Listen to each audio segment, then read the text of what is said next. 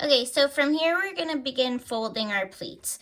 So we want to start with our first long mark.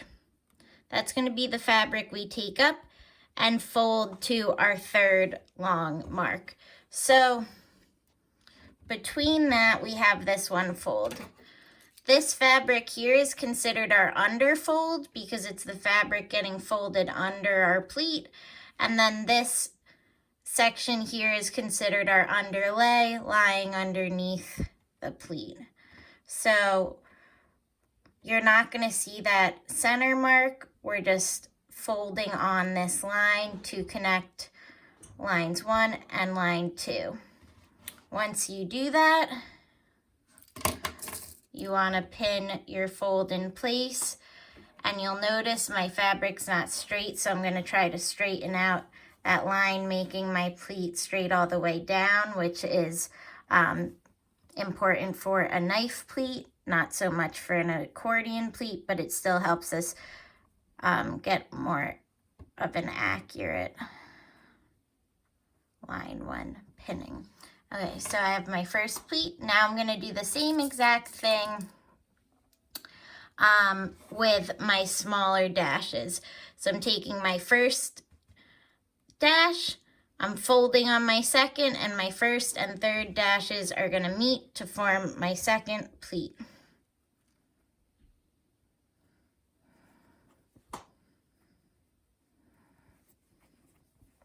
Okay, I'm shaping that, and then I'm going to pin in place nice and straight. Oops, my pin popped out. Okay, so you can start to see those accordion if they're not straight, or those knife pleats when I pull and straighten them out start to form. So we're just going to continue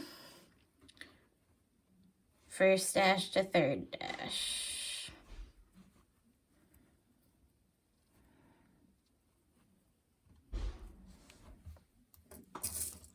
Next, first dash to third dash.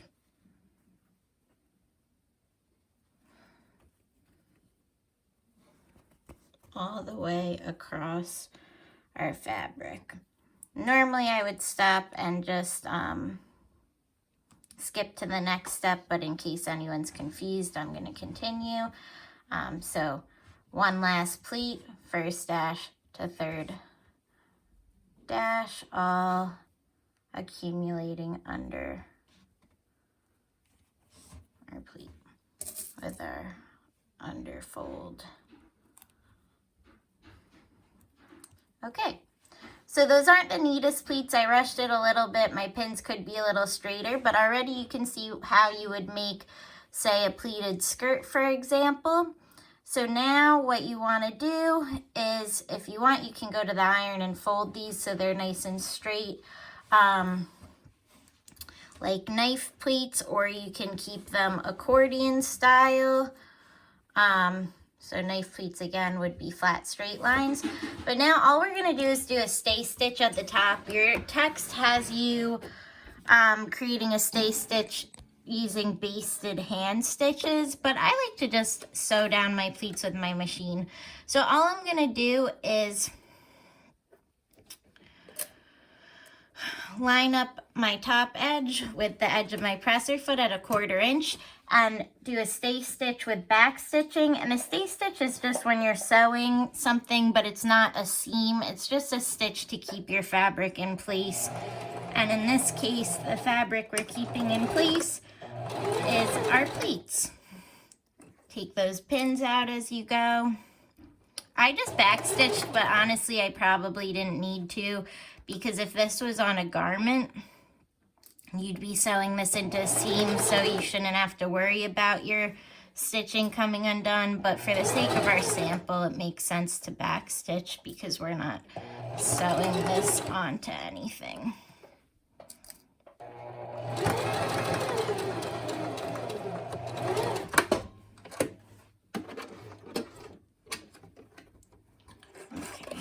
Why my machine keeps doing that.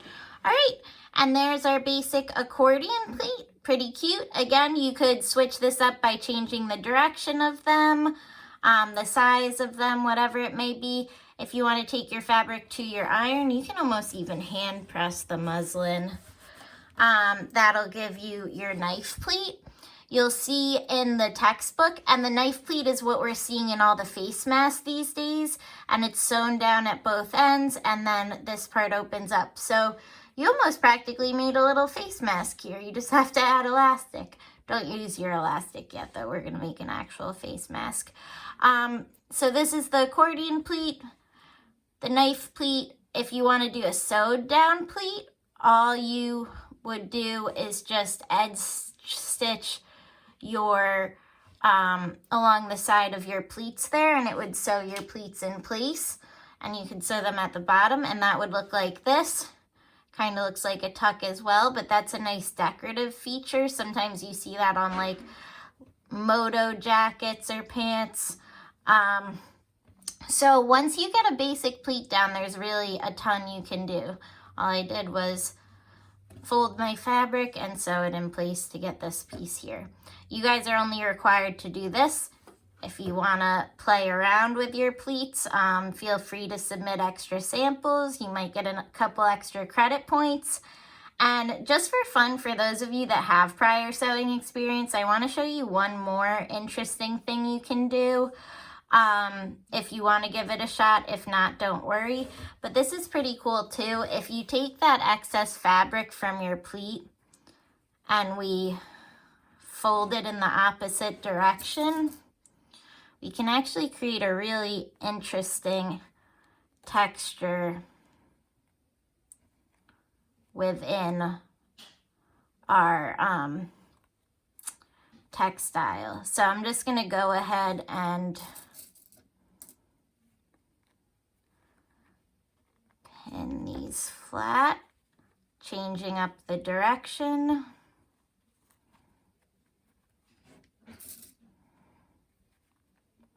Again, you don't have to do this. I just think it's a cool technique.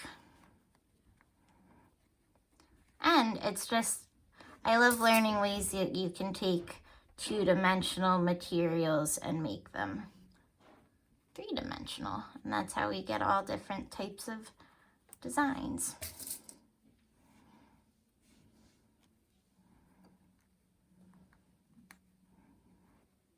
Okay, and then if I wanted to, see, pretty cool.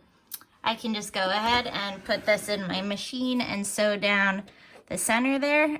In a perfect world, I would have measured and drawn a line for when I'm sewing, but I'm just kind of eyeballing this just for a quick little demo.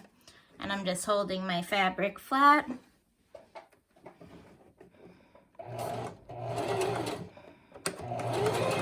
Back stitching. Come on, pin.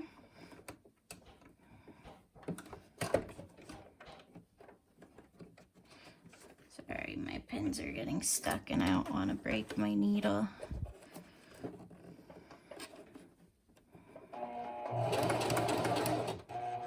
I might just sew over my pins, but you guys should not sew over your pins unless you feel comfortable.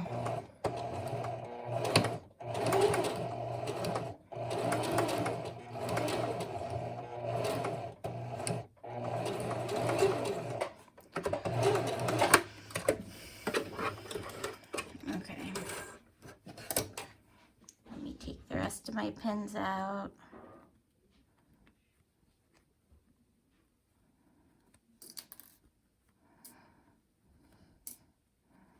Okay, and that's just an example of a fun little technique you could do to create interesting textures. I've seen this done on sleeves before and bodices.